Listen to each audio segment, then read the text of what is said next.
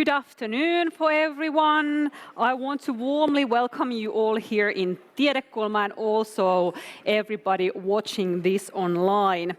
The reason we are gathered here is that 1 year-long National Circular Design Pilot Program is coming to an end. So, first of all, I think that we should all together give a round of applause for this unique program and everybody who made it possible.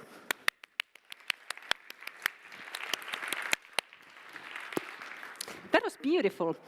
My name is Rosa Kettomäki. I'm a journalist and working in Finnish broadcasting company, but today I have the honor to host this event. And I really look forward for all these inspiring point of views that we are about to hear today on this stage. Then, first, I would like to tell a brief summary about the program. 50 Finnish companies were selected to participate in this globally unique coaching program, which is part of the Finland's National Strategic Circular Economy Program. The Ministry of Environment financed the program led by Design Forum and Ethica, and other partners included Technical Research Centre of Finland, the Finnish Environment Institute and Finnish Innovation Fund Sitra, Frankly Partners, Milton and Alice Labs. The program has this very unique structure. There is 2 learning tracks, one for executives, investors, owners and board members, and the other one for R&D people, designers and other people involved in product and service development. So, what did the companies get out of this program? What did they achieve? We'll share the results today on this stage, and first we are going to start with the short video.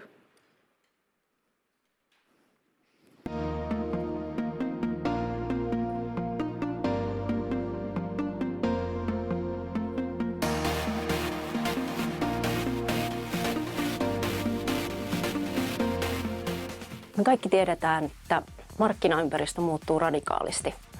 EUn kestävä tuotepolitiikka-aloite, digitaalinen tuotepassi, EU-taksonomia, vihreät väittävät, uudet raportointivaateet. Nämä on vain muutamia muutoksia markkinaympäristössä, puhumattakaan tietysti asiakkaiden uusista vaatimuksista. Tämän valmennusohjelman tavoitteena on tietysti kilpailuedun ja keskipitkällä aikavälillä kilpailukyvyn turvaaminen. Circular Design-valmennusohjelma on ainutlaatuinen kokonaisuus, joka on suunnattu yrityksen johdolle ja tuote- ja palvelukehittäjille. Valmennus koostuu 2 oppimispolusta. Strateginen taso on tarkoitettu yritysjohdolle, hallituksen jäsenille ja omistajille. Käytännön työhön ohjaavat sisällöt taas kasvattavat tuote- ja palvelukehitystyössä sekä brändin parissa toimivien yrityksen avainhenkilöiden osaamista. Ohjelma on käytännössä tarkoittanut yrityksille kiertotalouden mukaisen tuotepalvelukonseptien kehittämistä, kestävään kasvuun tähtäävän strategian luomista, kiertotalouden mukaisen suunnitteluohjeistuksen laatimista tai esimerkiksi vetovoimaisen kiertotalousbrändin rakentamista.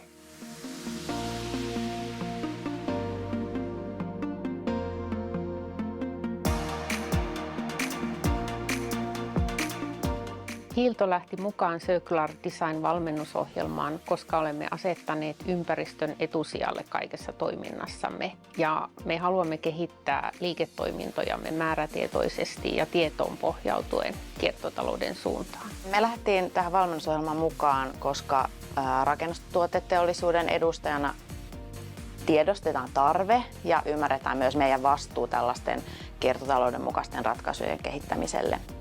Ja lisäksi me tavoiteltiin tällaista, että saataisiin näkemyksiä, ideoita ja myös vauhtia siihen kehitystyöhön. Tulemme lähivuosina syventämään palveluvalikoimassamme olevaa kiertotalouspalvelurepomppaa ja tavoitteenamme on tuoda sen rinnalle uusi kiertotalouden mukainen palvelu. Tästä eteenpäin Ensto keskittyy kiertotalouden kehittämiseen kuten aikaisemminkin.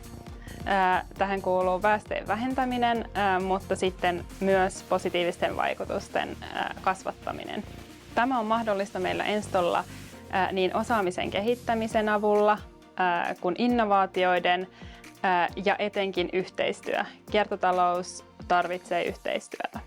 No, valmennusohjelman jälkeen me jatketaan meidän tällaisen framework-viitekehyksen kehittämistä, jotta me saavutetaan kiertotaloudelle asettamat tavoitteemme. Se auttaa meitä kommunikoimaan niin asiakkaan kanssa kuin sitten myös sisäisesti meidän omien suunnitteluryhmien kanssa. Jatkossa Martelassa kiertotalous on yhä kokonaisvaltaisemmin strategian ytimessä ja me halutaan olla mukana vauhdittamassa tätä siirtymää kohti uudistavaa kiertotaloutta. Vaihtoehtoja. Näkökulmia. Kontakteja. Rakenne. Yhdessä kehittämistä ja oppimista. Tiekartta-työkalu.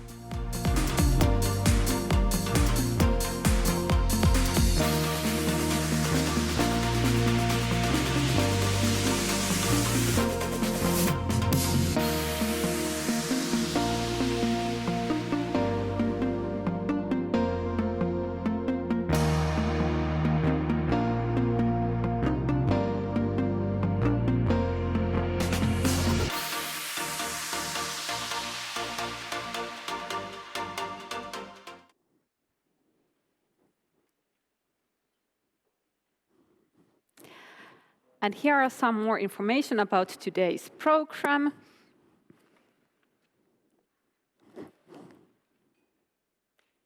And now I would like to welcome on a stage Senior Councillor Taina Nikula from Ministry of Environment. Let's give her a big round of applause.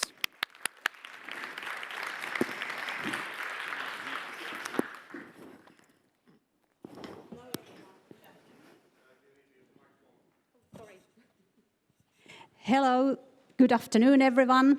Nice to be here. Finalizing this one-year excellent exercise. And onnea, congratulations to all of you. The whole team led by Ethica and Design Forum Finland.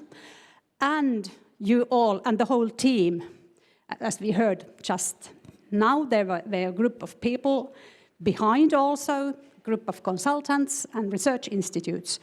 And all you 50 enterprises, doers and experts from different branches and fields. And you have completed a year-long development program, and I would say it's a unique of its kind. Circular design is a forward-thinking approach that promotes both environmental and economic benefits. And it considers, as you all know, and you are all experienced, much more than I am experienced, in looking the whole entire life cycle of a product or service. And thus you are minimizing the impact on the planet. And I would say that in the future, circular design principles, I would say, will be the default in all economies, in all countries, in all businesses, in all societies. And why have we seen circular design as an important sort of approach and field? We see that, especially here in Finland, but also in other countries, we see that circular design and circularity, circular economy, will become even more critical in the future. Innovations in material science, technology, and manufacturing processes will play a significant role.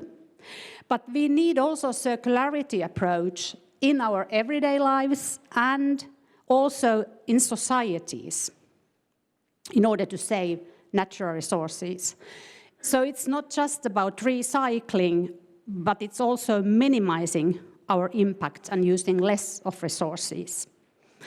And some scientists say that we should halve the resource use or even aim for a tenfold increase in resource productivity.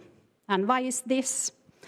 It's because at current pace, our resource use is projected to double by 2060. So to double. And already today we use around 1.75 planets if we count all the resources globally we use. And with this doubling the resource use by 2060, we would use 2 planets. And in Finland, actually at the moment, if everyone globally would use as much resources as we use, we would use 4 planets. So we are the big spenders here up north, and you all know there are many reasons for this, why we use so much resources. And I would say, some scientists say that we use 10 times more resources than the sustainable level would allow if we look on the number of inhabitants living up here. But because we are using so much resources and because of the crisis in climate and biodiversity, there's a growing demand worldwide for solutions in circular economy practices, focusing on using resources more wisely. And I see that this circular design approach is one critical tool for achieving new results, but also new solutions for our everyday lives. Circular economy is also a key element in our national policies, and the government has set ambitious targets to cut down or to curb the use of natural resources. And to walk the talk, we have started in collaboration with 5 research institutes and key stakeholders a scenario work where we look on the future. We look 15 years ahead. How does the world look like, and what should we do in order to become more circular, in order to become more climate-friendly circular economy, both in the EU and here in Finland. And the scenario work was just final. It's not actually finalized. It's going to be finalized in January, but we got the first glimpse of the results in a couple of weeks ago. The preliminary results, and it looks like, according to the scenarios, we might curb the consumption of natural resources while simultaneously also advancing our climate objectives. And contrary to misconceptions, these measures do not hinder economic growth. They actually boost it. And in this scenario work, it was not just work done around research institutes' tables. There were ministries and around 90 organizations on board, sitting at the same table and discussing now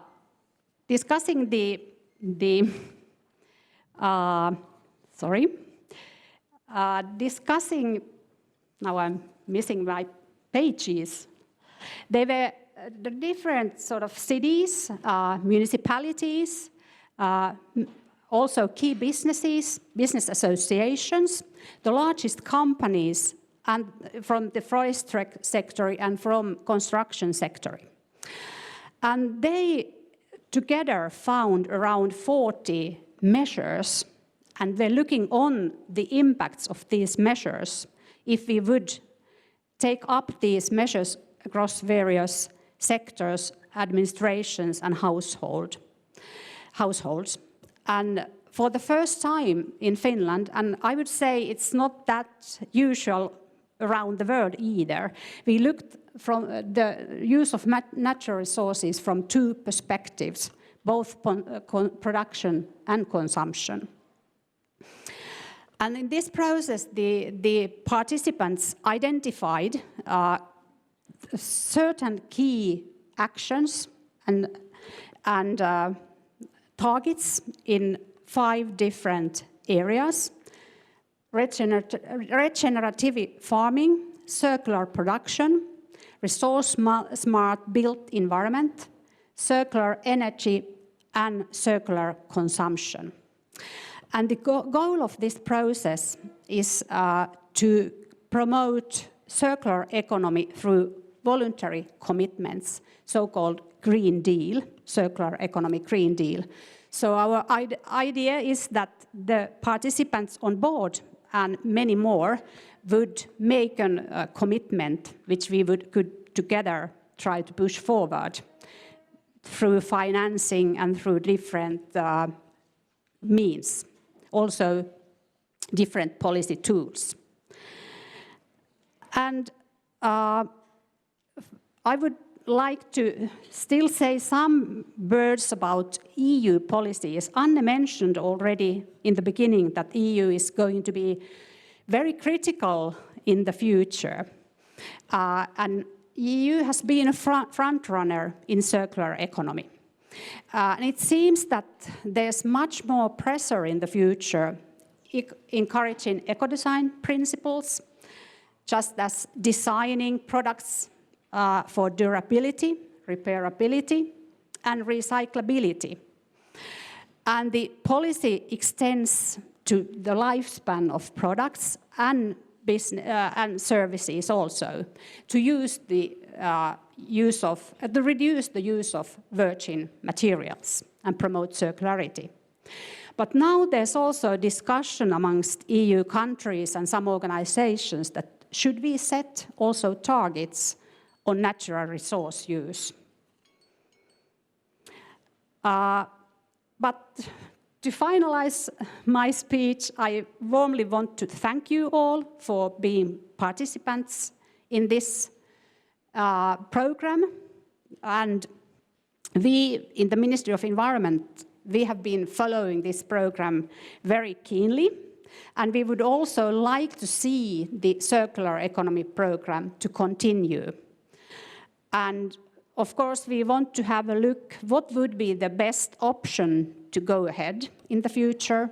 Would it be the same program next or the year after, or something a bit different?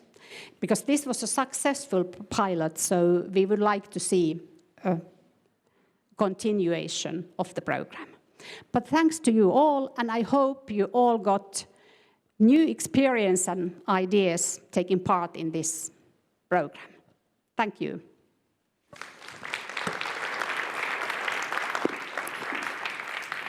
Thank you, Taina. I think we are all happy to hear that the Ministry sees this as a successful pilot.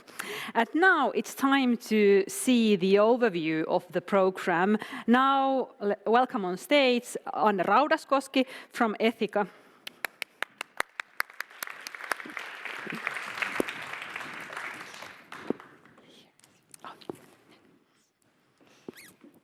Good afternoon, everybody, and people online.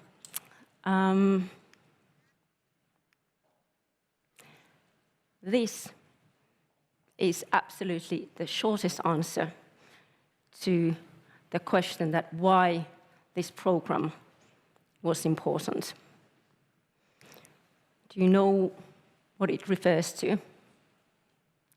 If you listen to Taina Nikola very carefully, you might know the answer. And the answer is this. 6 years is actually a very short time period for a company to transform their R&D processes, the way they think, the way they design, the way they manufacture and sell products. This will be reality. It's not utopia, but it will happen. And of course, like the companies who took part in our program are front runners. Those companies who also want to be front runners, they have far less time because this is when the legislation kicks in, right? We had our last workshop of the program just some weeks ago. We did a quick poll amongst the participants, and we asked them, where are you now on this maturity ladder? You can see 5 steps from green to regenerative. And I think the answers were really kind of honest. You know, this is where we are. A year is a long time to learn, but it's not that long time when you need to start implementing those learnings. Ta-da, where you want to be at 2030. This is what we got for an answer. So I quite like the way those little dots are traveling. Steps towards regenerative, so that only a couple dots on sustainable. Everybody else on restorative or regenerative. And this is what we need, like we just heard from Taina. Let's have a look at some cases, and we will hear much more of them today. Luomo is a company that designs and manufactures acoustic panels. And we asked them that, okay, so what did you learn? What did you achieve? And this is what they answered. They got new tools. They set goals in 3 key areas. They developed a service business model as well as a circular product concept. And they are transitioning to a socially responsible and circular manufacturing. Is this not a moment for applause to Luomo? Yes, I think so too. Let's have a look at another company. Helen is an energy company, and this is the approach that they've developed on circularity. I quite like the way that they've designed these 6 principles, from reducing to repairing to recycling.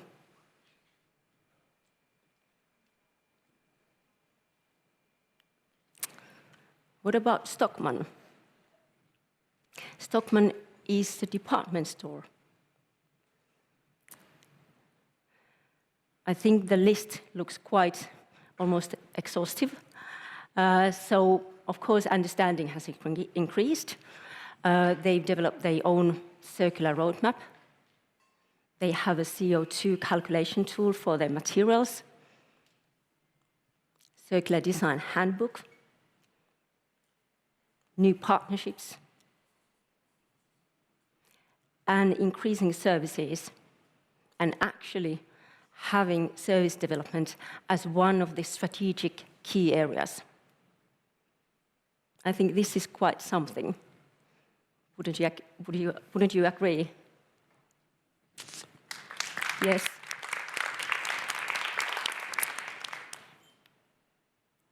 These are all the companies that took part.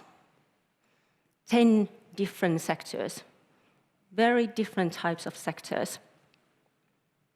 We have furniture, we have textiles, wood and paper, construction,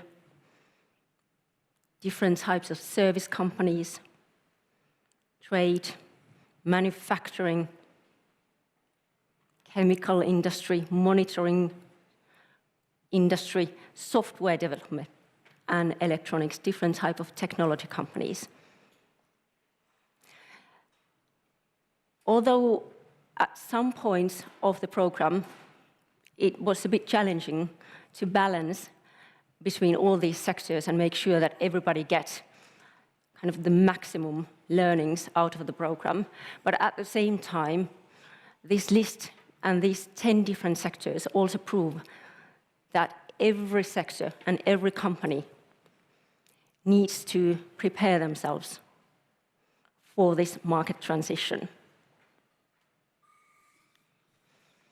So what did we actually do? This, what we call a tube map picture internally, is the entire essence of the program. Now, don't worry, I won't go through it in detail, but I want to highlight 2 things. One is that you can see 2 learning tracks. And at Ethica, over the years, we've had so many discussions with designers and sustainability people who love our ideas, that yes, we want to go circular, but then they don't get a mandate from the leadership. So we wanted to tackle this problem by creating 2 learning tracks. And our idea was that we provide the leadership teams with sufficient knowledge. They don't need to know all the details, but they need to understand how the market environment is changing. And if they really want to secure the company's future, they need to know about these things. And with the other learning track, we went into those nitty-gritty details, providing frameworks, providing tools, going through that what those circular design strategies, what they actually are. The other thing that I would like to highlight from this structure is that there's kind of back end and front end. And what I mean by that is that usually, quite often when you have these circular economy development programs, they focus on the back end operations. So internal development, ecosystems, value chain. But they don't that often mention the customer. They don't that often mention the brand. And we wanted to have the holistic view. We wanted to include everything. Because it's the customer who, at the end of the day, decides whether he or she will buy that product or service. So that was quite unique as well.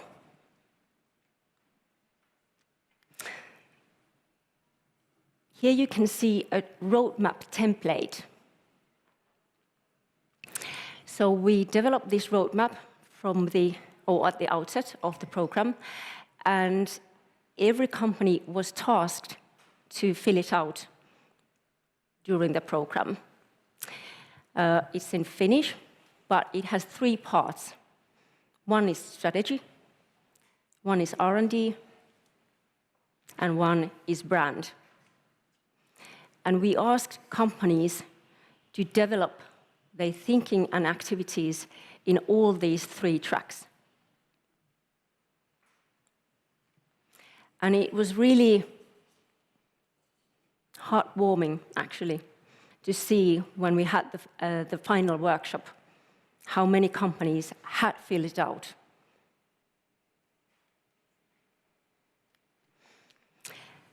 Some elements behind the success. Although Ethica and Design Forum Finland were designing the program, we were also leading some of the modules, but our idea from the beginning was that we wouldn't do everything by ourselves. We need to find best of the best partners to run some of the modules that you just saw. So we got together a group of best experts in Finland in each of the modules. And that's how we ensured that all participants would get the maximum outcome of the program. We also put a lot of time and effort to building an online platform that was used for submitting homework. We collected reading materials for companies there, and it was also for internal discussion between companies and with us coaches. We did a series of podcasts. Who of you have listened to those podcasts? Great, almost everybody, yes. You can find them online. They are available to anyone and everyone who is interested in circular design. They are in Finnish, so all the internationals who are watching this, if you want to learn some Finnish, this is a good way to start it. So 8 podcasts have been created to support the program, and they always introduce the topic before the actual online workshop. Why online workshop? Because we wanted to give equal opportunities to any company wherever they were located in Finland to take part in the workshops. And the other reason is that because we were designing the program during COVID times, so we didn't know whether we could have face-to-face events. But we also had face-to-face events, and it's so important to actually meet people, shake hands. So that's one of the kind of elements of success as well. We also had some morning coffees where we kind of stood back and let the participants to discuss with each other. And they found it really useful and valuable because sometimes your work can be actually quite lonely. And then we, of course, measured the level of participants at the beginning and at the end.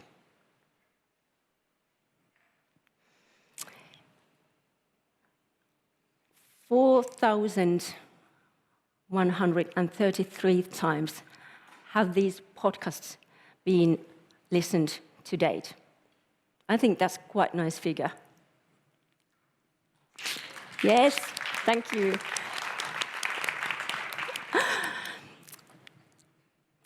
So we know that regenerative path, the circular path, needs to continue. And I very often talk about these circular specs. Do you know what they are? I think the participants who took part in the workshops know what circular specs are, because I've been talking about it a lot. But circular specs are something that when you start learning about circular design, it's like you start seeing the world in a new way, as if you had put on a set of new specs. You might start questioning your current design decisions. And I know for a fact that once you put those circular specs on, you can't take them off. There's no way. So I know that these 50 circular frontrunners have very firmly put the specs on. And I invite all companies in Finland and abroad to join their regenerative circular path. Thank you.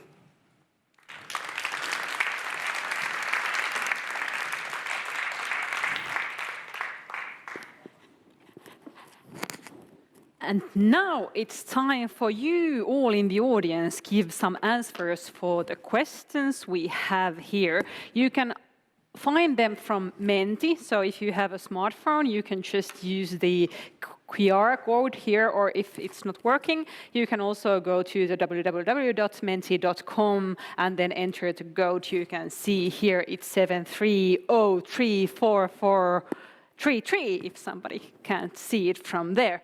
So there we have 2 different questions. Do we have those questions here? No, we actually don't. So the first one is how familiar you are with the circular design principles, and the options are: first one, no, I don't know them yet. Second one, I know the principles superficially. And the third option is, I know the principles very well. Now we can see your answers. Anne, would you like to give some comments? How does it look like? It's very exciting. And now we have a blank screen. No, it's not going. Yeah, it's back. I think it's quite impressive. It's very surprising. We have very knowledgeable audience here with us today. Yeah. I think you can give applause for yourself. Yes. And I think it's really interesting. I don't know them yet. Yeah. Less than 10%. Yeah. It's like surprisingly small Amazing. number, and I think it's amazing in a good way. Maybe circular design program had something to do with it. Maybe. Who knows? But then we have another question, and it goes like, are circular design principles implemented into your company's product and service development? And the first option is no, not yet. Second one, we have started to look how to do it. And option 3, yes, we have implemented at least some of the principles. And amazing numbers again. Yeah. We can still wait for a while that everybody has chance to give their answers, but I think it's quite clear that there are a lot of companies that have already implemented all those. Yeah, fantastic majority. Yeah. 20% doesn't have a plan yet. We need to fix it. So how can we fix it? We just need to have more circular design programs. Yeah, but I mean, the 6 years time frame, as I said, it's very short. So I think it's better to roll up your sleeves and get onto it. Yeah, 6 years. Sooner rather than later. Yeah, in the end of the day, I think 6 years is not that long time to achieve something like this. Yeah, but I know that you started it, and I think throughout your whole speech you were kind of answering for this question. But if you should summarize, why is this an important program? What would be like your one clear sentence? I'll make it a very long one sentence. You can. It can be like. It's about companies' competitive edge, really. And I can give a bit of sort of a more existential level to it. But really, that's the kind of short answer in addition to 6 years. It is about companies' competitive edge. Full stop.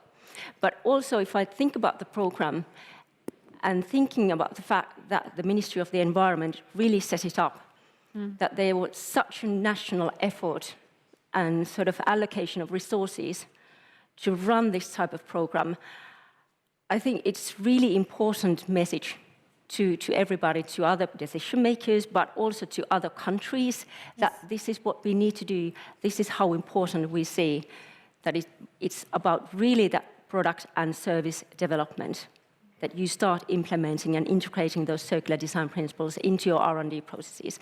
I think so it kind of has, yes, and companies learn different tools, they develop their strategies, but I think the program also had a very important role from the culture perspective. Yes, of course, yeah.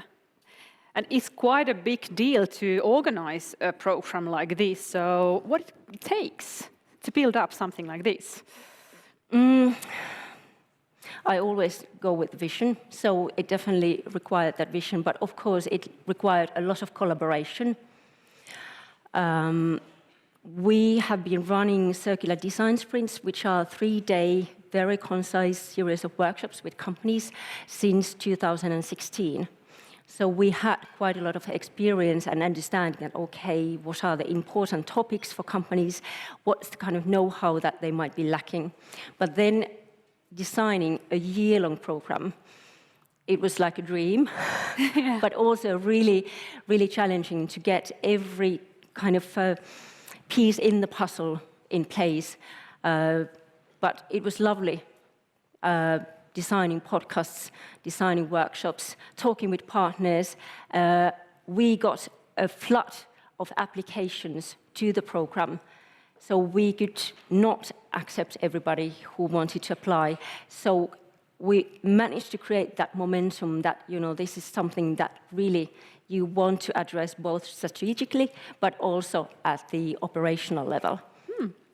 Thank you, Anne, so much for this. And actually, I would like to highly recommend the podcast you did, because it's very good and it's very easy to find if you just type circular design for example, Spotify's search bar.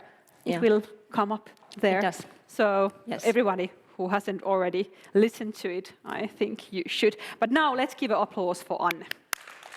Thank you. And next we have a little pitching session. So we have here 5 companies that participated to this program. And they are Farmery, a company that produces advanced soundproof office pods. Aito Support provides repair services for Samsung mobile devices.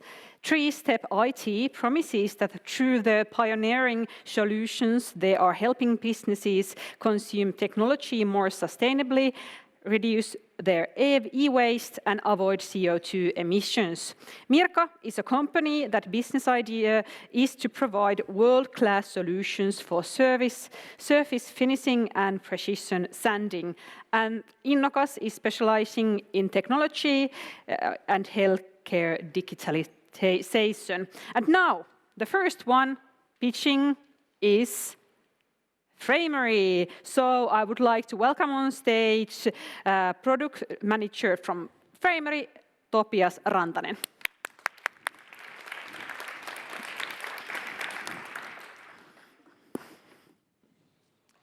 Hello everybody, great to be here today and represent Framery. So, who we are? Framery is, as said, pod manufacturer based in Tampere and also our headquarters are currently in Tampere. We have produced over 70,000 pods and shipped them globally to 94 countries so far. But it's not just that. The 70,000 pods are actually generating in 2029, the used pod market will be as big as the whole market today. And we want to be ready for this massive change that is happening. We have a service model, Framery Subscribed, which is, I'm a product manager for this model. And that is a simple risk-free service that you can get the pods with a fixed monthly fee. It's flexible, carefree, and last but definitely not least, circular. This has actually a lot changed how our company is operating. This is the traditional linear business model that we've been doing the past 10 plus years, but obviously a big changes needs to be done in order to support the circular business model. And I'm going to go through a bit of those learnings that we have found. The basic idea is almost the same. We produce the pods, ship them to local warehouses, and then our customers are happily using them. But of course, since this is a service model, the customer can return the pods. We are shipping them back to our warehouse and then to a new happy customer. And this is the way we kind of expand the life cycle of single product. That's if customer A doesn't need the product anymore, we can take that into use to another customer. First learning. We do not bring the pods back to our factory. We want to keep the traditional supply chain uninterrupted. We want to keep the pods as good shape as possible in a service value sense, but also to actually enable the long life cycles of the products. We also found that the most efficient way of doing quality check is actually once disassemble the pod from a customer A. And if there is some things that are not well in the product, we are shipping spare parts to our local warehouses. And thus, in the local warehouse, we know that there is always A-quality products ready to be shipped to a customer B. And actually, with this model, we've been able to have the majority of the products staying at this circle, and 72% currently. But there is the rest, 28%. And it's really important that we have a good local players that are handling the second-hand pod market. So this is the model that we have developed to actually battle on this circular field. But then, what about the circular design? We'll be having the service model from 2019 onwards, because we have seen that the pods are very long-lasting, they are modular, they enable all of these service models really well. But the circular program really actually challenged us to do even more. It's not just that we provide the service and ship the second-hand products, but how do we actually mainstream the service model? It's still quite a small part of our total business, but in the future it will be the majority of the business. And also the manufacturing side, because we are a manufacturing company, we do the products, but we want to make as good products for this circular and climate neutral environment, that which materials we use, how much materials we use, are there recycled materials and fossil-free materials. That's a short introduction from our side. Hope you got something out of this, and I think it's time for the next presentation. Thank you.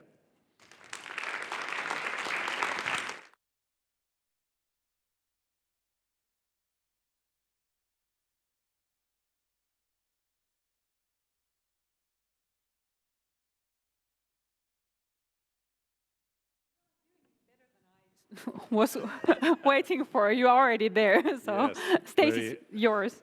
Self-driven, and Yeah. First of all, I'm happy to notice that frame rails are for sure designed for the tall guys as well. But our case is ITO support, and I was happy to notice that we significantly have changed our business approach, because the intro that was telling about the repair business for one brand only has definitely changed during this program that we have been happily involved in. So we fully renewed our strategy in this program, and I'm really happy that we were accepted to this program, because I can put it in short, that basically changed everything in our business. And oh, thank you. And in fact, that's also what we wanted to have, because even though we had a very good business in repair, so repairing electrical devices, we were during those years that we did it kind of looking for the purpose of so what's in it for all of us, and this program definitely gave us the answers. And here is our new brand, and you can see more at itokierto.fi. The whole thing is there now. We have done the whole business concept during these 12 months, new brand and everything included in our services. Why we did this? Regarding electronics, there's a huge challenge globally, and these three things are key elements in these challenges. We are in trouble with e-waste, even though here in Finland we might think that problem is solved, but it's not. On the other hand, when thinking of smartphones, we also have a big problem because we don't get the best out of them, even not from those that already exist. And as you can see, huge amount of mobile devices end up to waste. And of course, Taina Nikula was talking about this third aspect. So we clearly have this production problem, and majority of the emissions come from the production, and we just can't live with that anymore.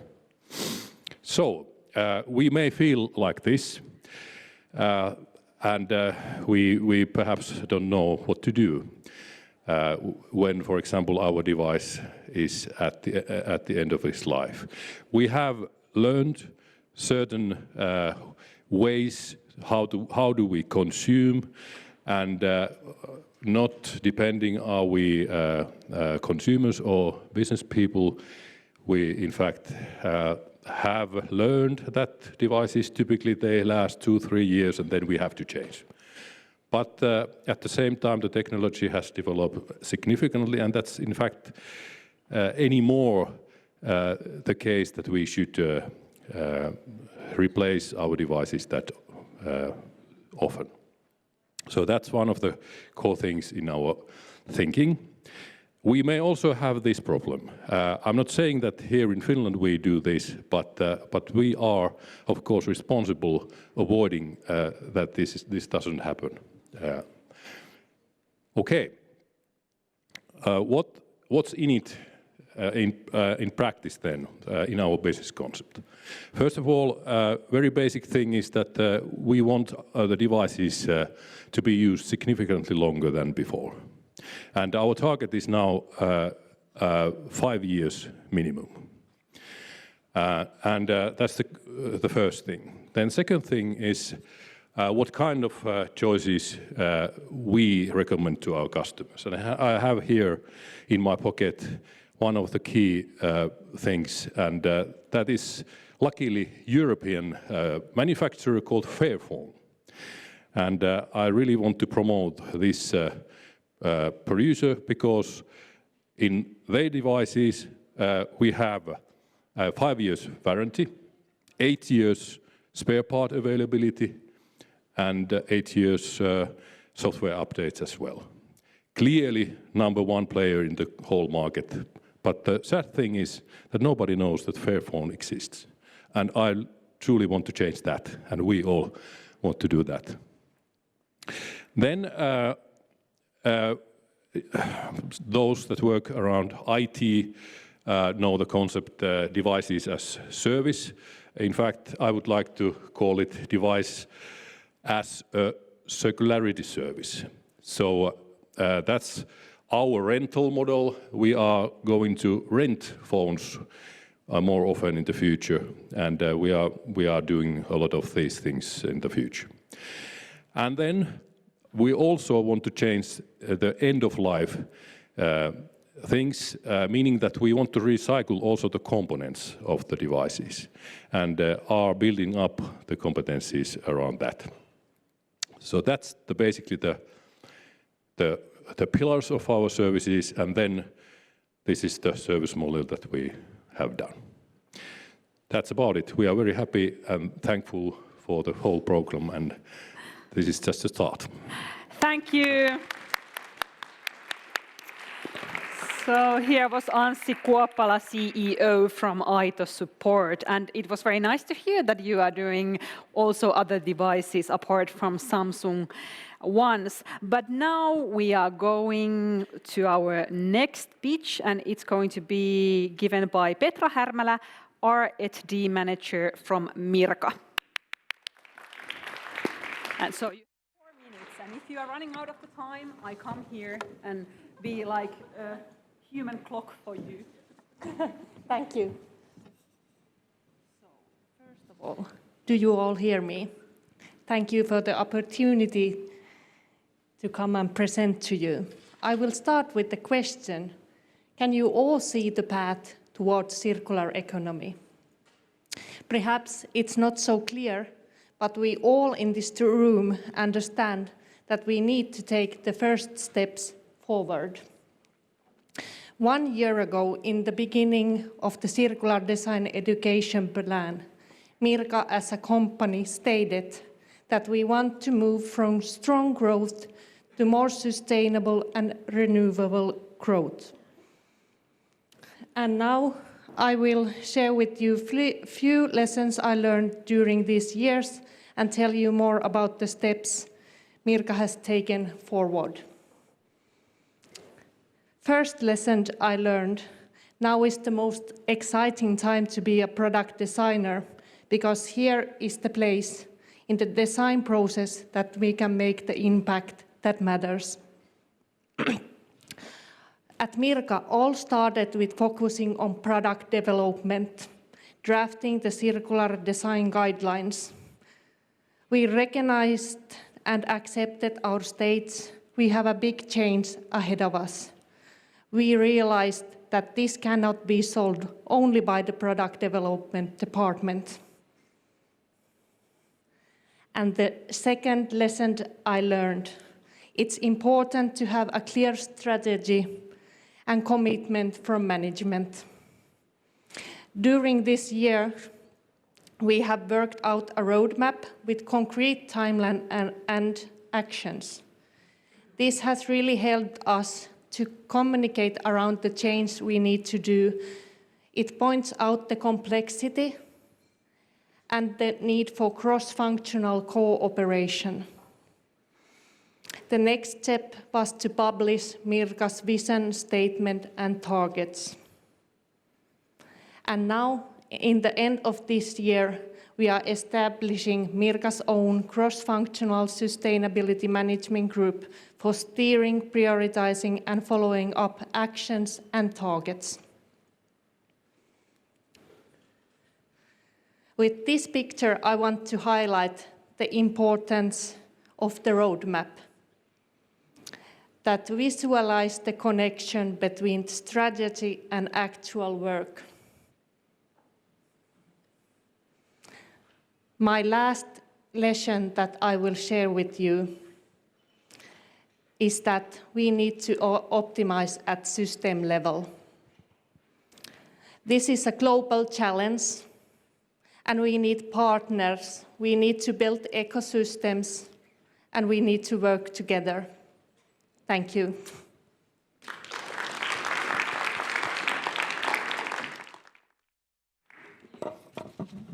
Nice. Not 4, but 3-minute pitch. This is what I like when you have a short pitches and you go under the time that you were given. Thank you so much, Petra Härmälä. And the next one is Mikko Uosukainen, Business and Portfolio Manager from 3-Step IT. So the stage is yours. And there are 2 of you. Yes, thank you. Yeah, Actually, nice I was the other person, Jouni Riuttanen from Innokas Medical. And my name is Mikko Uosukainen from 3-Step IT. Nice to meet you all. So we have a little bit different approach since we are here together, showing what we found together in the program. And we actually found ourselves from writing an article to Helsingin Sanomat. And during the preparations on that, we had some nice discussions. Yeah, and I could say that it all started what we heard in the end of last presentation, that we need to do something together.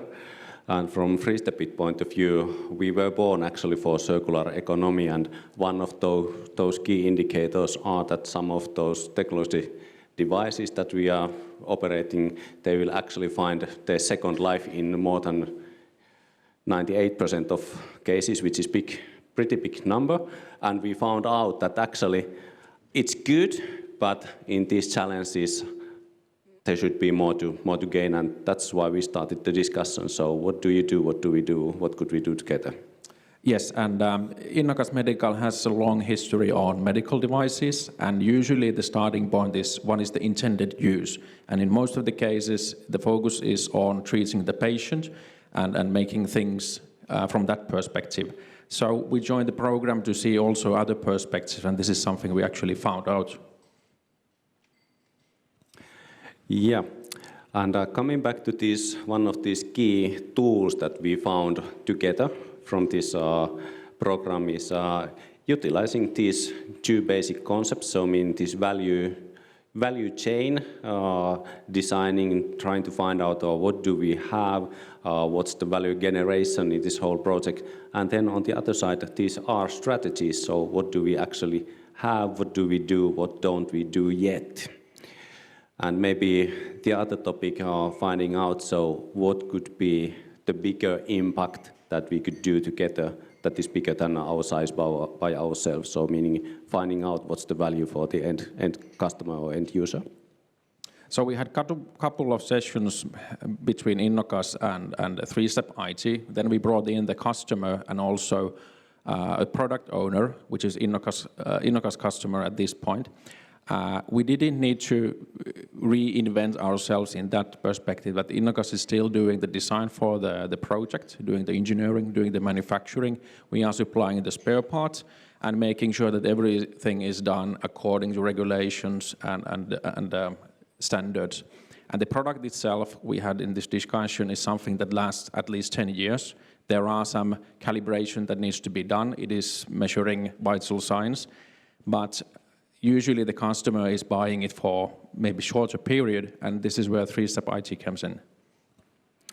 Yeah, and from three-step IT point of view, we also took our regular business model as a basis for the discussion. So this is what we have, and we found out that there are some areas that actually we could learn from each other and benefits. But I think that one of those key questions was really that we got this product owner into the discussion, and also we started to talk about this value chains and thinking some of those organizations and what is actually the sustainable challenge for them, because then it really challenged also our thinking. So is it really so valuable or big impact that we can do as we are, or should we learn something more? And eventually, for the end user perspective, so for every person in the street who is using the service, this is just as simple. They go, they use the service, and this is a service that eventually society will pay. They will get also the savings since things are now more sustainable and more efficient use of the equipment.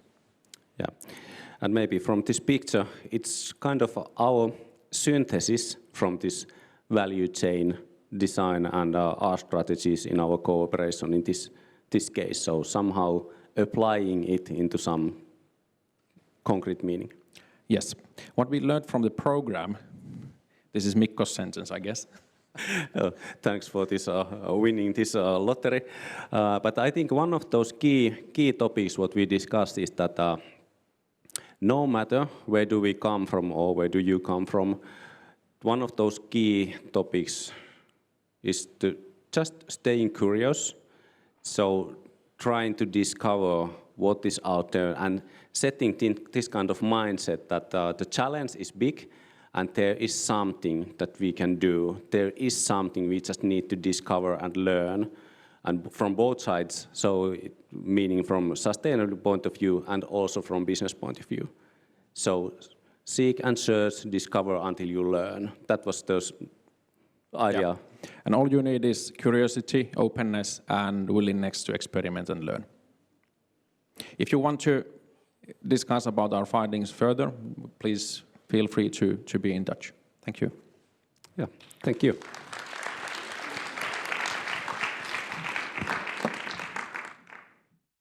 So thank you, Mikko Osukainen and Jouni Riuttanen.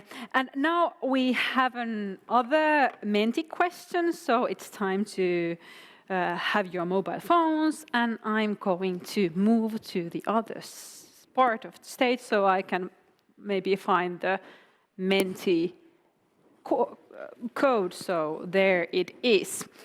So this question number 3 is, what kind of circle design related development work your company has done?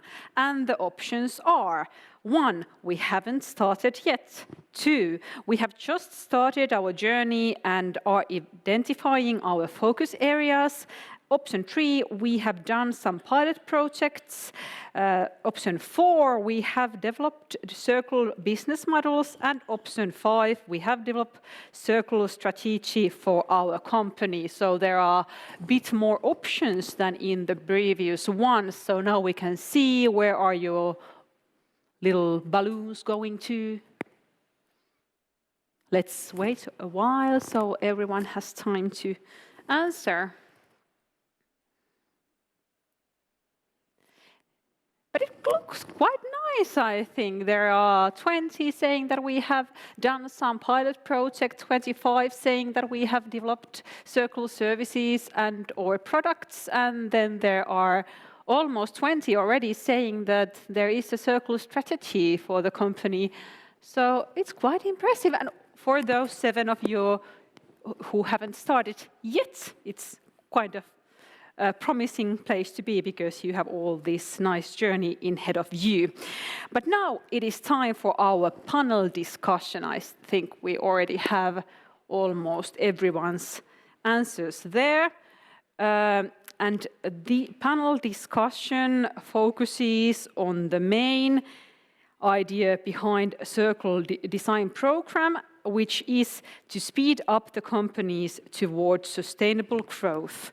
And now, during next approximately 30 minutes, we will discuss benefits of this program and what it gave to companies participating. So welcome on stage Eero Jalava from Sitra, Mia-Liina Tommila from Arkkitehdit Tommila, Darren Rose from Genelec, and Nina Sihto from Fyra.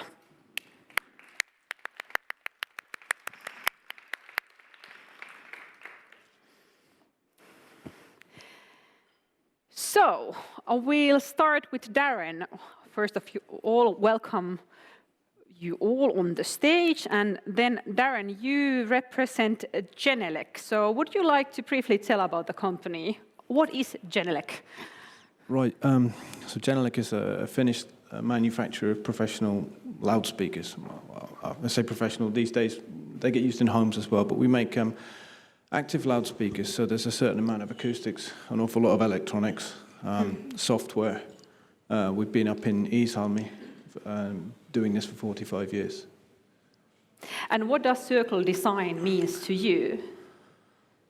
Well, for us mostly it means extending the life cycle of our products, then making sure that we can keep products in use by servicing them, repairing them. So we have quite a good service for that. And in the future, hopefully facilitating reuse or resale of used products as well. Yeah, and how would you summarize those results that this program gave to your company? I think first and foremost is a huge amount of motivation, really, inspiration. It's been really good. There's been a wealth of well curated background material, because there's a lot of material out there, a lot of consultants, but when somebody puts together a really good package, it was quite varied. There were we've talked about the podcast, obviously. Yeah. Good sound quality, by the way. Nice audio branding too. Especially if you are listening with Genelec. But the articles, I mean, we were recommended books, we were recommended blogs, articles of various levels, tools to work with. I have an engineering background, so being encouraged to think about customers too is really good. I think we've got a lot out of it, and it's certainly eased discussion at work and will help us move forward. Oh, this is nice to hear. Next, I would like to hear more about Arkkitehdit Tommila or Architects Tommila. Could you, Mia-Liina, summarize in one or two sentences what is your company? Tommila Architects is an architect office based here in Helsinki. We have a history of 40 years in coming 2024. And it's a family founded by my father, and now after a couple of years, a generation changed, and the company is run by me.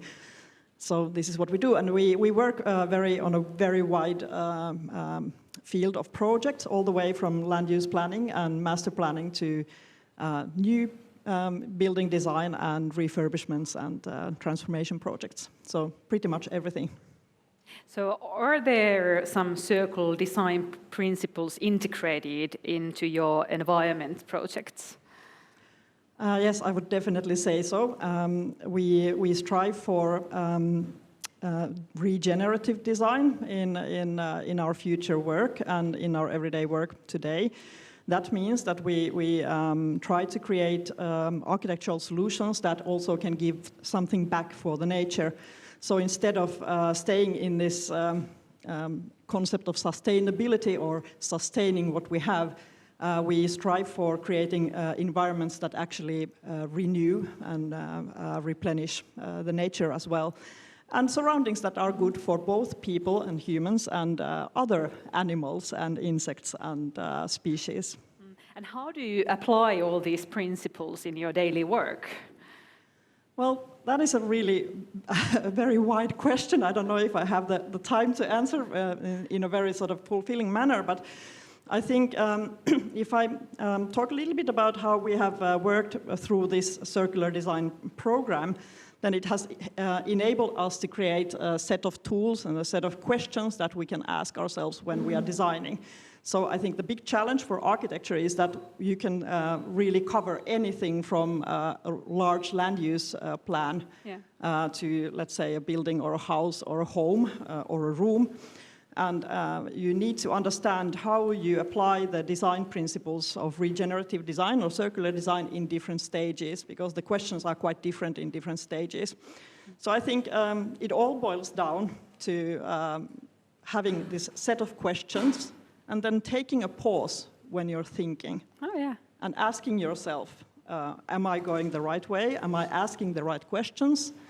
Or am I actually kind of on the track of what I'm used to do? So it's taking this pause and taking the time to change your perspective.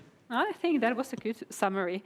Next, Nina, Fura describes its idea, we are thinkers of built spaces. What does this mean on a concrete level? Well, we're interior architect agency, first of all, so most of our projects are in an existing building. So the way we'd like to proceed the project is like rethinking how we design and we use the 9R framework for our design. So first of all, refusing some of the changes you might normally do, and then rethinking. It's exactly like you said, it's like rethinking how we design the future. So in our industry. So what is your role in your sector's value chain? And maybe to be a bit more specific, what way can you implement circularity in your projects? Well, first of all, since we don't produce any products, so we mainly use hundreds of different products and materials in our everyday life, everyday work. So by choosing the right type of the materials or the products, by having the knowledge of choosing the right materials, and also giving the pressure to the builders and the producers of the materials, so giving them a pressure to produce better products as well. And then the other side of the coin, so to say, is that we as a designer have to change the way we think and how we design. So the 9R framework starts with refusing, as I said earlier, and it goes with the rethink and then reduce. So I think that's the biggest challenge for us as a designers. Then, Eera, what about the Finnish Foundation Fund, Finnish Innovation Fund, Sitra? I can give you a microphone, it makes it easier. What is Sitra? Sitra is an independent, strongly future-oriented think, do and connect house affiliated with the Finnish Parliament. And we've been working at Sitra with circular economy quite some time. Back in 2016, we orchestrated the world's first national circular economy roadmap. We've also built hands-on tools for businesses, these circular economy playbooks, and also funded many pilots on circular education and published studies on circular economy. By 2030, all the products sold in EU should be designed and produced according to circular economy principles. So what does it really mean for the Finnish companies? First of all, I truly hope that by 2030, most or all products at the EU market will be based on circularity. But I would say that for Finnish companies, this regulation development brings more opportunities than challenges. Obviously, there will be some challenges, but I'd say that opportunities will outweigh challenges. First of all, businesses need to identify circularity principles which suit them, as many of you have done in this circular design program, and develop their business based on that. The main challenge has been lack of level playing field.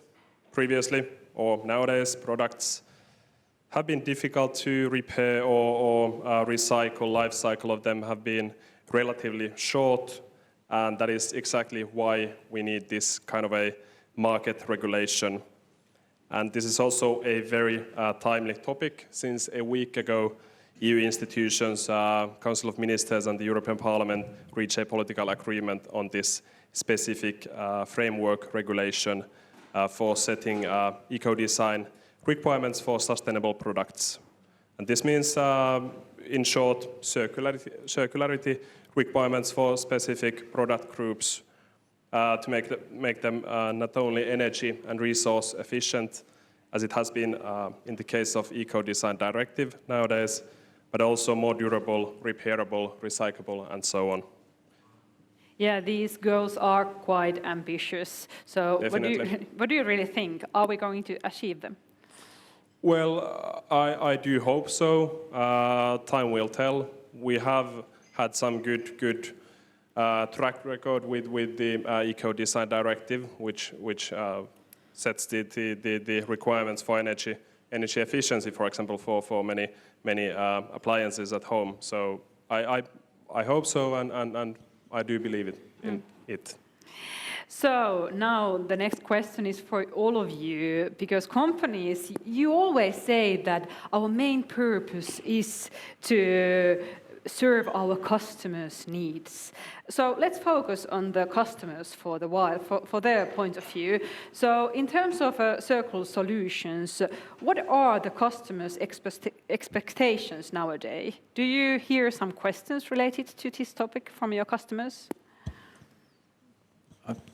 I think in our case, our very first customers were large broadcasting corporations, and so although they weren't calling it circular economy, the requirements were very similar, a product with a very, very long lifetime that can be repaired. So actually going through this program, I feel like for the first thing we got to realize is that we're all already doing quite a lot of these things. We just need to recognize our strengths and maybe promote them a bit better. What's really nice to see now is there's more and more industry organizations running, for example, award schemes for sustainability. So that's an actual measurable thing to see how customers and users' wants have changed over the years. So it's definitely getting stronger. What about the others? Is this something that your customers are asking questions about? They are always the forerunners, obviously, but it's still, for our business and for our clients, it's still a bit of such a big topic to tackle. So I also think that then it comes down to our knowledge to help them to give the drivers that are easier to tackle along the project and a clear target. Otherwise, it can be quite a wide range of hopes and wishes, which then it at the end it comes too difficult to achieve the goals. So by helping our clients to come up with the right type of a path for each project, I think it's pretty much the same as for the architect parts as well. Yes, I think it's something you can't really say yes or no. It's more like a question that depends on the situation. So, but definitely I would say that the customers we target for, the ones we would like to work with, have a circular design on their agenda. And there's plenty of those in Finland already. But as a sort of industry as a whole, I think requirements for funding are in a really key role when it comes to commissioners and their targets as well. So let's say within the last 5 to 10 years, we have seen a big change in prerequisites for funding for an investment project or property development. Let's say that 10 years ago, you would have the environmental profile of a project on the 20th page of a design proposal or investment proposal, and today you would have it on the second page. So this is definitely something that will push the agenda. You can't get funding if you don't have an ambitious role, and that helps the industry to change. But the construction industry is huge. It's kind of encompassing everything we do.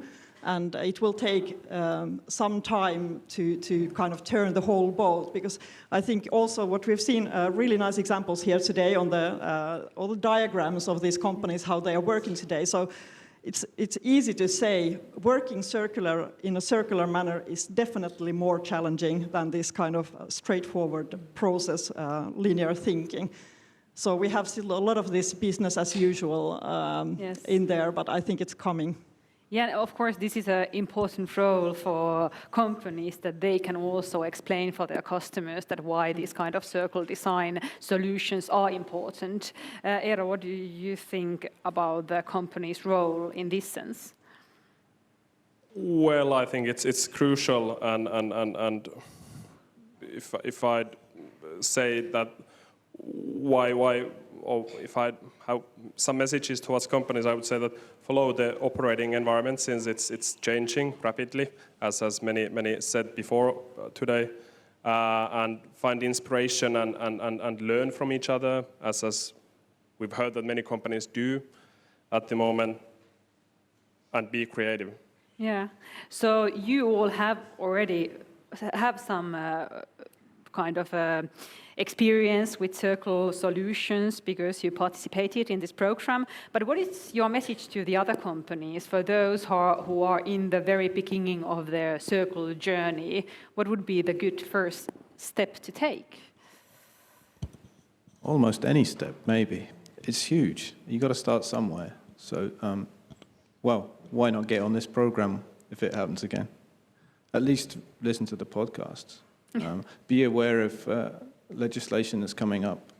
Talk to people. Start simply. Just start having a few moments in any meeting. Okay, how does this affect sustainability? Especially if you're designing a product. You know, you're used to working within.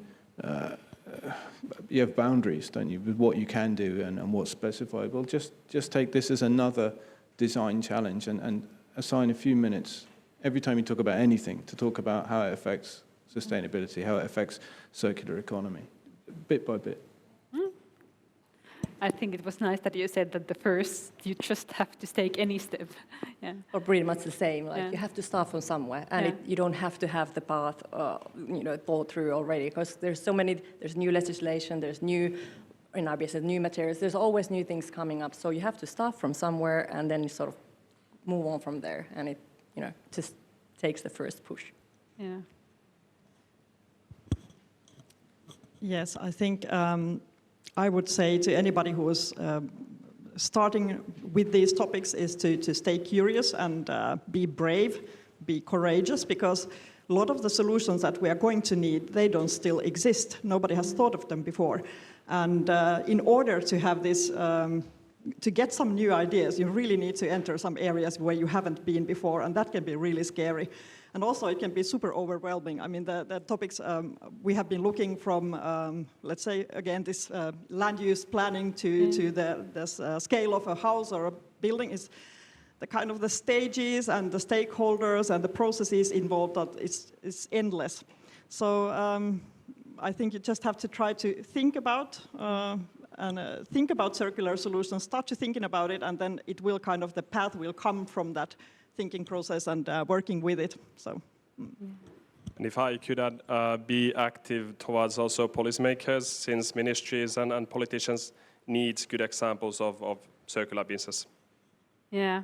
And but sometimes it might be challenging to change the way we do things because, well, at least in the short terms, it's always easier to just stick in the old ways. So if there are some kind of, let's say, doubtful minds inside the company who are trying to slow the progress of getting these all beautiful circle design paths that you are already seeing ahead of you, what would be the good argument against these kind of people who are trying to slow the progress? That again might come back to something that Anna said. There's a clear business opportunity here, or maybe even there's a clear disadvantage if you don't get with the program. It's unavoidable. Yeah. Yeah, the legislation helps as well. So it's inevitable. You have to change. Really, I mean, in every business, if you just stop and don't move on, eventually your business will die. So you have to change. And maybe also, I think, to have the doubtful minds in a design team or what we work with, this is really important. They can have a really key role in any process because they ask the important questions and enable the whole team or the whole solutions to become more secure, more solid, more viable. So I think doubtful minds are definitely welcome. And I think that in most cases some kind of a list of benefits might be quite powerful tool. So if you should make this kind of list that you could tell what are the advantages that you have seen in these circular solutions so far, what would you like to add on that list? Well, I suppose it allows you to keep making business. I mean, we see starting to see now in tenders, in requests from potential customers, we start to see more of a requirement for circular economy, sustainability issues. Yeah, I think also you can save costs as well if you include into this the energy used in producing things or where you source your materials from, reducing waste. All of this stuff is important also for manufacturers. So do you have some kind of example? What kind of cost saving have you achieved throughout circular solutions? I don't know about costs, but certainly our electricity, for example, we've got some solar panels fitted to the factory. I think a lot of people are doing this now, but we can easily measure how much that produces. So it's between 10 and 15% at the moment of our yearly needs. So that's encouraging. Well, that's a good way to start our list. Who wants to continue? Well, maybe this is just purely my own personal way of seeing things, but I mean, it's a privilege to sort of develop your own, if you have your own company or if you're working, but why don't you want to change? I think that's the question. I mean, because the whole world is changing, or why wouldn't you want to move on with that and build a better business or future, or I don't know no matter how naive you want to be with it, but yeah, I think I would question why not. Yeah, but if you already have that attitude, yeah, then it's easy. I know, that's why I said it's a personal thing. But yeah, I know the change is always, I mean, there are people that the change is always a bit of a threatening thing, but with the support, with the knowledge and the facts, and once again, the legislation, it helps to push people to the right direction. Yeah. I think you can look at it from this kind of more personal point of view, more like an ethical, responsible personal view of having an entrepreneur, having a company and working with that. So I would say that we really don't have a choice. We have to work with this. But if you think about it, then you need the arguments, of course. Then I think for the construction industry, I think it will start to really take speed when you can say that it's not more expensive or perhaps even more profitable to work with circular design. And at current stage, we don't really have enough data to support these kind of arguments. We can say that there is some indications that it's not more expensive. It's possible to do it so that it's around the same cost as conventional building, but still, I think we are on a sort of weak place there. We need this data and we need to be able to show that it's profitable. Yeah. I'd say that let's listen to science. Next year in February, International Resource Panel will publish their Global Resources Outlook, and its message will be that the future will be circular economy, or we won't have a future. So that's how it is. Circular economy is inevitable. Yeah, that is quite an impressive argument. Yeah, Darren. Just thinking that this is also a really great way of reaching a new set of people who maybe their first love isn't necessarily what you do, but you can bond through a shared passion for looking after the environment, for doing the right thing. I mean, absolutely, this human element that you've mentioned, it's really important. Yeah. But like, of course, if you look at from the global perspective, this is the thing. But if you are looking at from the company's perspective, if only the goal of like giving solution for all these global crises that we are in the middle of is not enough, what could be some other advantages that company can get out from participating in designing new kind of circular solutions? Well, many participants have already answered. Yeah. Cost savings, new business revenue. There's many benefits which companies can get. But when you mentioned lists, I would like to refer one of lists regarding only recovery of materials waste. And according to Finnish Industries Confederation, Finnish Industries ECO, which many of you know, they have this data dashboard on green investments in Finland. And if we look on it, planned, decided and launched investments on circular economy, they are at the moment more than worth than 2 billion euros. And it's only on material side, like circular textiles to waste heat recovery, plastics recycling, recovery of critical raw materials and so on. So that's something new which we didn't have 5 years ago or 6 years ago. But when it comes to the subject of circular design program and product design, I think there's even more opportunities which we yet haven't seen or used. And then I have another question to you, Eero, because this was part of Finland's strategic circular economy program. But what is your message for other countries? Why should they start something similar to this program? Well, because future is circular, like it or not.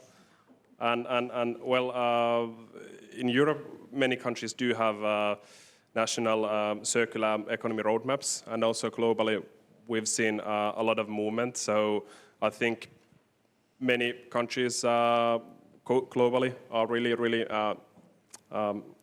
can't say is a good word to use, understanding the benefits of circular economy, but Finland is still a good example of this, since we launched the first roadmap process in 2016 and well, updated it in 2019, and then came this national circular economy program. So there's many things which could be learned from the Finnish process, but Finland is also a small country. We know each other. We have low hierarchies and so on. So same learnings doesn't fit to everyone, but there's still a lot which can be learned from us. Yeah.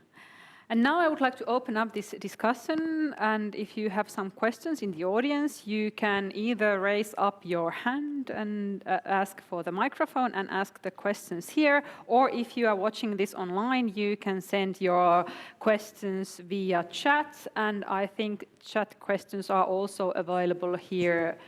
Do we have some kind of instructions how to send these messages? Well, I think it's easier if you just ask to have a microphone and then we can give it to you. Is there anybody with a question here? I think you can, if you can also ask the question in Finnish, and then we can answer in English, and then the international audience can follow it. So if that is the only reason why you are not asking the questions, don't let it be it. Okay, so no oh, there is one question. Nice. Yeah, hi. Thanks for the interesting event in general. I come from a change management company called Direa, and my name is Elina Alimelkkilä. And I would ask about the kind of, how do you measure? How do you know? Have you set any specific targets for your kind of growth and businesses now, while you have kind of started this circular path? So how do you measure it? How do you know that you are on the track, and is it implemented in your strategy also? That is an excellent question. Who wants to start? is a really good question, and I do like measurable things. I've been thinking about this myself. I touched on the idea of allocating time in meetings. Well, if you can see that in a memo after the meeting, and it's got as much space as, I don't know, what capacitors we're going to use or whatever, then it's quite that's one. You might also, if you're trying to add a new kind of revenue stream by selling or servicing used products, then you could start to add goals for what percentage of your overall turnover that could be. So that's something we've seen. With regards to manufacturing, all of our waste, or maybe it's not all waste anymore. We know we work. The partner that collects that all from us, they give us really good reports. They tell us how much of various kinds of materials we've sent away, and so we know exactly how much we're recycling. We can see that year on year. All kinds of materials. So that's really good, and we can set good targets for that. Anyone else want to have a go? I can give it a try. Well, since the subject is rather new, and we've been involved with a program for a year, we're now collecting the data, and it is problematic how to collect in a project like ours. Then there are other measurements also, like the carbon footprint and all that, like and our industry is still a little bit behind from sort of an architectural part. You have a bit more data to numbers and figures to collect. Ours is a bit on the wild side still. So by setting the targets at the beginning of the project and then try to, it can be, they usually like percentage of used materials or reused materials or furniture. So how to measure if we haven't taken something down, how to measure of not like refusing or rethinking. It's not as easy as it might look like, but yeah, it's a bit of a challenge at the moment. But we're figuring out now internally in our company like what sort of an end report we would like to give to our clients. Our project usually runs for a few years, so thank God we still have time with the new projects. But that's ideally it would be a report saying and regarding the circular economy. Then we have the carbon footprint and all that, and that's a bit more measurable at the moment. But yeah, it's a bit of a tricky one still. That's a really interesting question. I think we work on this on two levels. We have an internal goal in the company, which is very simple, is to have a circular design approach in every project that we do. This is still a target that's actually not very easy to achieve, but I think we are really well on the way.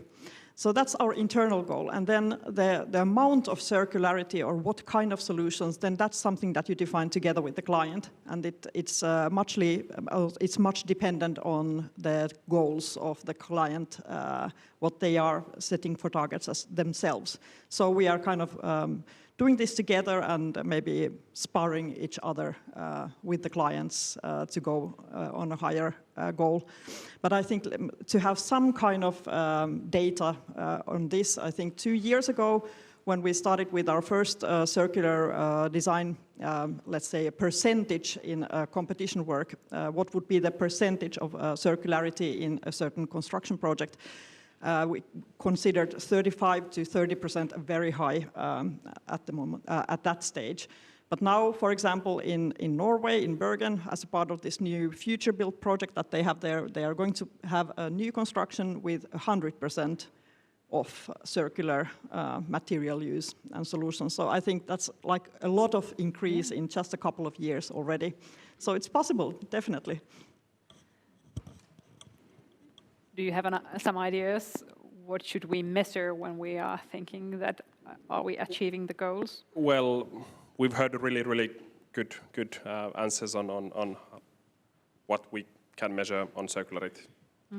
And I have one question from the chat, and it goes like, how did you utilize the life cycle analysis in this process?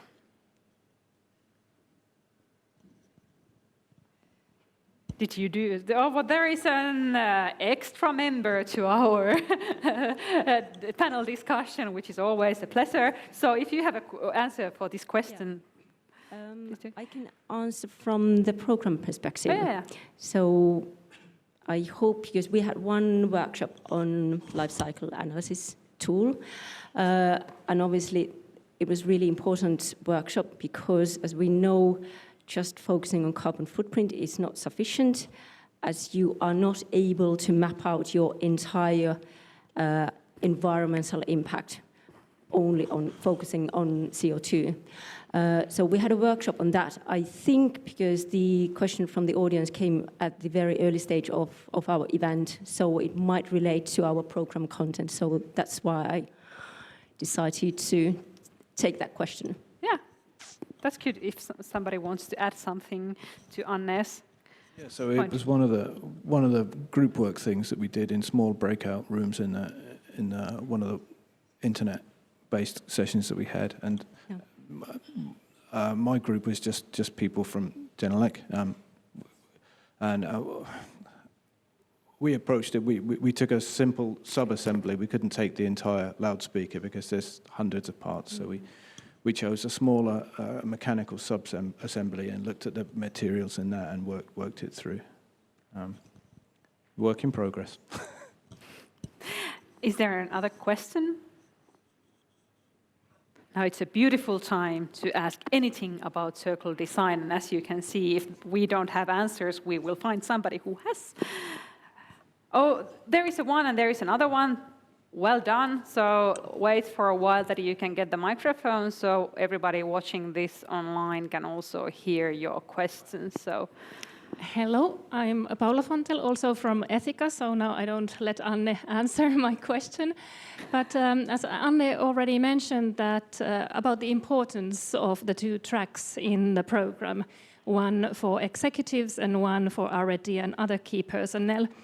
So, and yeah, as based on our experience, there are a lot of experts and kind of key personnel in many companies who are truly excited about circular economy and kind of see it as really important topic to address, like it is. But what would be your advice for those experts and people in the companies? How could they convince their management teams and their CEOs, whose decision will then obviously be needed for the company to start this journey? That would be really nice to hear from you. Thank you. Thank you for your question. Convincing management is something that we designers have to do quite a lot about all kinds of things. They all have their own way that they like to be communicated with, but I think a really good PowerPoint presentation, numbers, measurable targets, actual numbers definitely, and having evidence to back up your ideas, and I think this program has given us an awful lot of material that we can use. There's some slides that are ready. We can just show them to people. They're very convincing. So I think that's really helped. Well, we're not that bad. I mean, since Fyra is a rather small company, we're less than 30 people, and me being one of the co-founders and our CEO sitting somewhere over there being the other person who was involved with this program. So it comes from our company, it comes from the sort of top to sort of like to make sure that everybody is on board with the whole ideology. And it's definitely easier that way. Yeah, absolutely. Yeah. I mean, so much. I mean, I understand the problematic when you have a much bigger company. So, but yeah, it's easy. It's easy. I would add that we'll also need to convince business owners and finance sector, but at least in the Nordics, I'd say the finance sector is moving towards the same direction, which is a really, really crucial thing. Yes, I think actually a little bit more in the same place with Fyra. We are not such a large company, we are less than 15 people.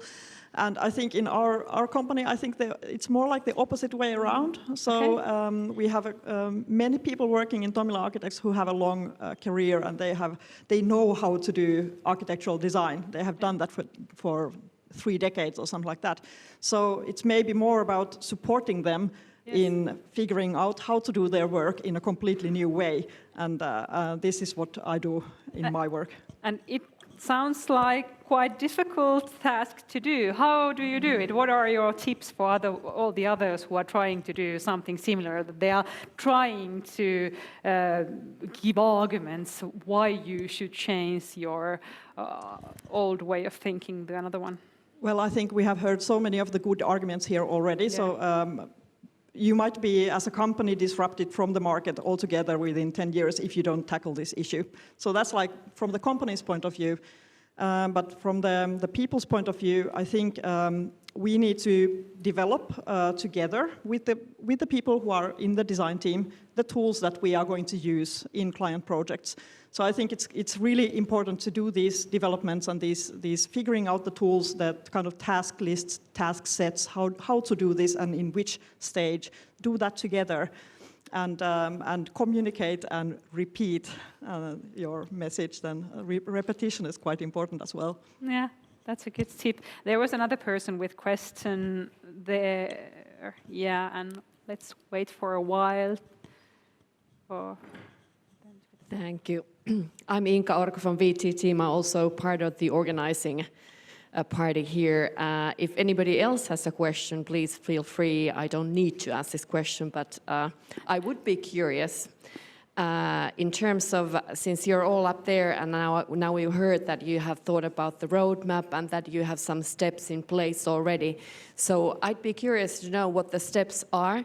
And if you have all the ingredients needed to complete those or move forward with those, or is there something you need, or do you need? Are there any bottlenecks that you can identify towards the next steps in your roadmap? Very good question. The Green Deal might be something that you might also be considering, I guess. I think some steps are clear and some steps are less clear, and they're on several different levels. We've got product design, and then we've got business model stuff as well. So they're different sets of people working on those over different periods of time. So with product design, you make sure you talk to people, and it just becomes a part of the product design, like anything else, like a frequency response or a distortion or some other kind of specification. The business model stuff, we've piloted selling certified used products, certified pre-owned products, and we intend to continue that. So there are steps in place for that. I'm not sure. We'll see where we go with the rest. I'm looking forward to next year, talking to people about what we've been doing anyway.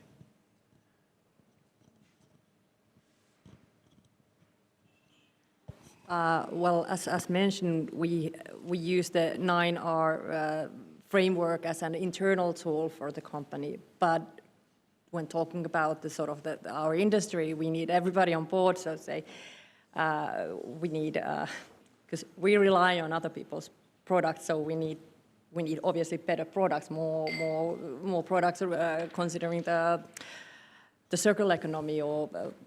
Sort of more like-minded people and businesses. I think that would help us a lot. And then we need some more measurables, targets and sort of frameworks.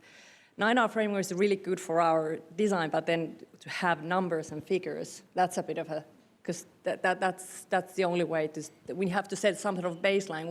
What are the standards now, and sort of which way we should move on from that, obviously the better way, obviously, but still to understand the level, what it is now.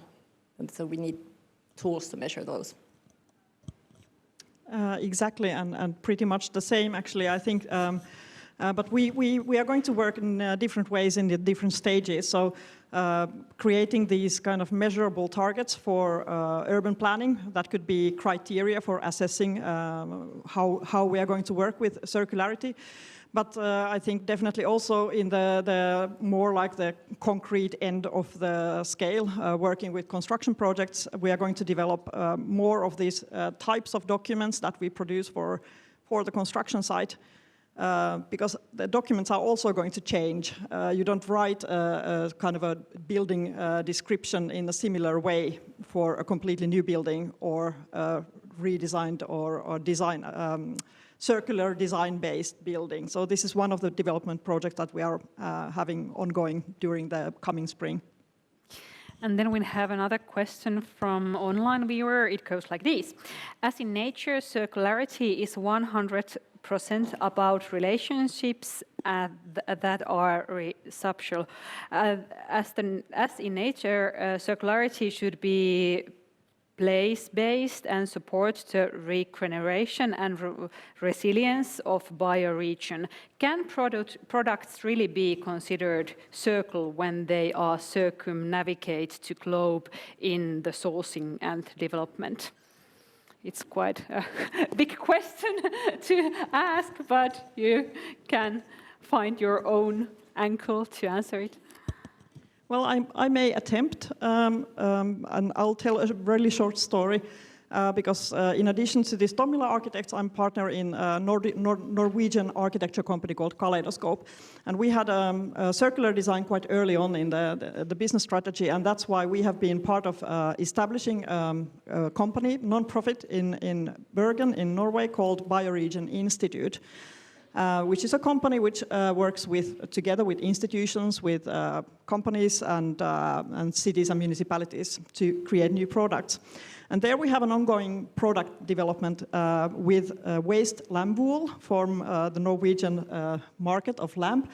And we are creating a pot for the garden industry, or potting plants, which will replace 10,000 kilos of plastic used today in kind of herbs and pots when you go. Then it's all these one-time only used plastic pots. So we are using a biological binder for the lamb wool to give it a form that where you can put the soil and then you can plant the plants in the soil. And when planted, then the biological binders and the wool, when they start to degrade, they will also release nutrients into the soil. So this is an example of regenerative design. It will give something back to the nature. I don't know if it answers the question, but... I don't know, but it was an amazing answer, so I don't think it really matters. And now it's the time for your last time to open up your mouth in this panel discussion. So if you still want to add something before we move on, you are.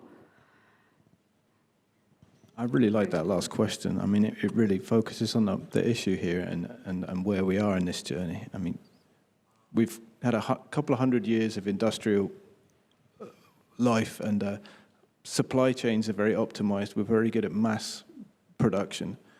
And we now need to optimize the other end of this, and maybe smaller batches of circular actions, shifting smaller amounts of stuff from place to place, much more local kind of processes. We need new partners. There's certainly a lot to do. And I think it's really nice that we're looking at it. It's just been really inspiring. Okay. Well, thank you for all your inspiring ideas. And now we will hear some comments on this panel discussion. So I would like to welcome on stage Outi Suomi, a mission lead for circular transition for zero waste from Business Finland. Thank you. So now there is I can give you this microphone.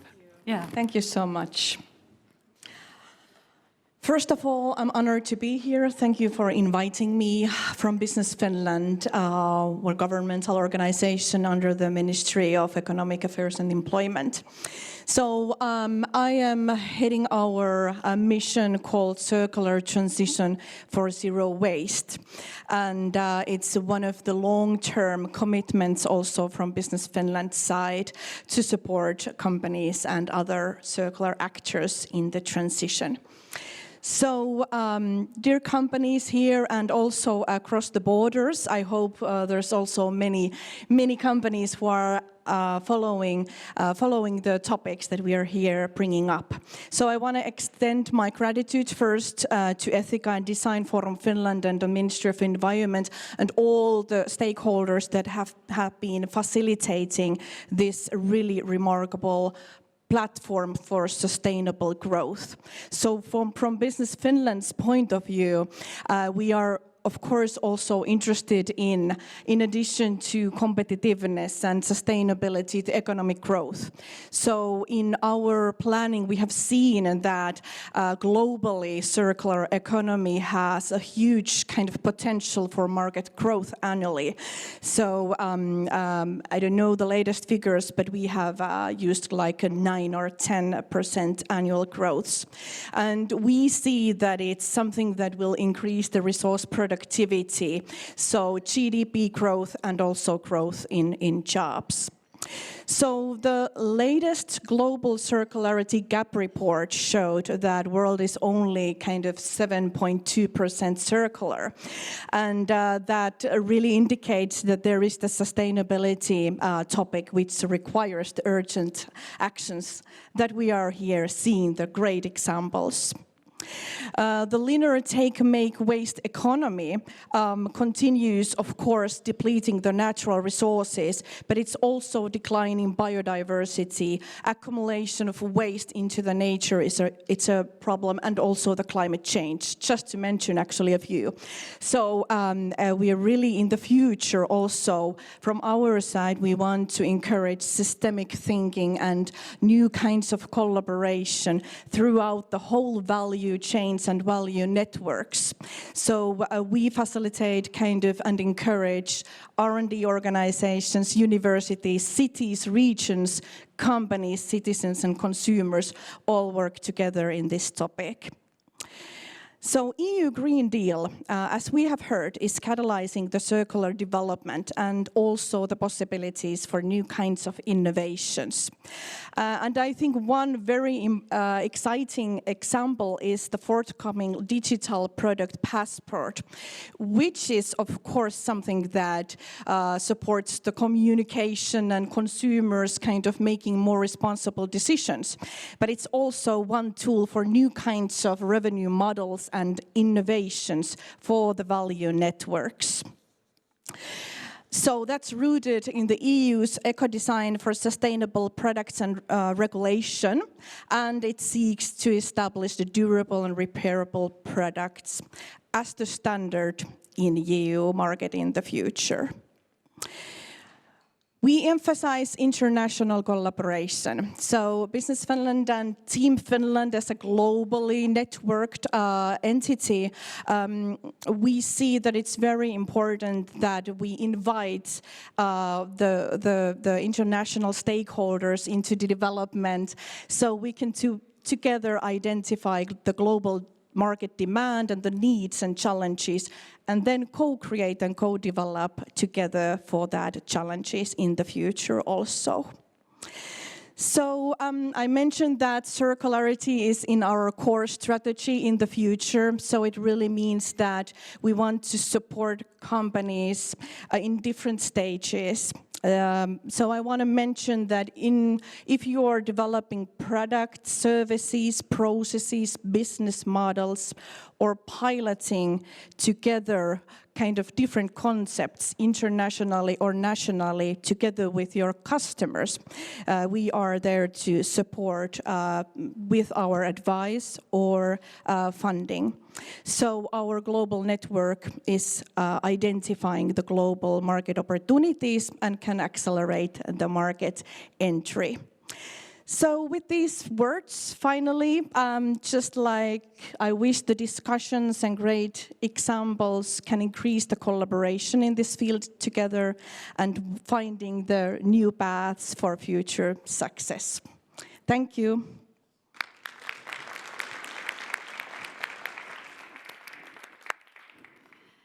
And if you want to hear more about the success stories, you can find them from here and also from circledesign suomi.fi. eye.